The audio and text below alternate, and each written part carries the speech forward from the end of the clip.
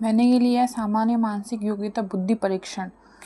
इसमें रूपरेखा, प्रस्तावना, बुद्धि का अर्थ, बुद्धि की परिभाषा, बुद्धि के प्रकार, बुद्धि परीक्षण का अर्थ, बुद्धि परीक्षण की आवश्यकता, महत्व, इतिहास, प्रकार, मानसिक आयु, बुद्धि आयु, बुद्धि लब्धि, मानसिक आयु का अर्थ, बुद्धि लब्धि निकालने की विधि, परीक्षण सामान्य, ये सब मैंने लिए।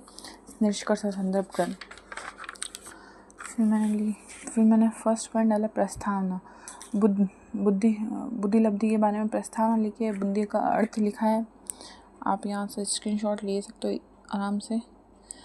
फिर बुद्धि की परिभाषा है, फिर बट के अनुसार, बीनी के अनुसार, काल्विन के अनुसार, जो ऑथर है उन्होंने डेफिनेशन दी उनके बारे में लिखी है।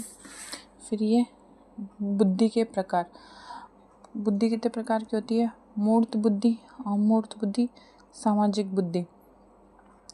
ये इसके 3 पॉइंट लिखती है बुद्धि के प्रकार। फिर आता है अपन बुद्धि परीक्षण का अर्थ। फिर बुद्धि परीक्षण का अर्थ लिखा है, फिर बुद्धि परीक्षण की आवश्यकता लिखी है, फिर महत्व और सर्वोत्तम बालक का चुनाव और पिछड़े बालकों का चुनाव। स्क्रीनशॉट ले सकते हैं आप सब। फिर मैंने लिया है अपराधी समस्यात्मक बालकों का सुधार, बालकों की क्षमता व कार्य, बालकों की विशेष योग्यता का ज्ञान, बालकों की व्यावसायिक योग्यता का ज्ञान, बालकों को भावी सफलताओं का ज्ञान।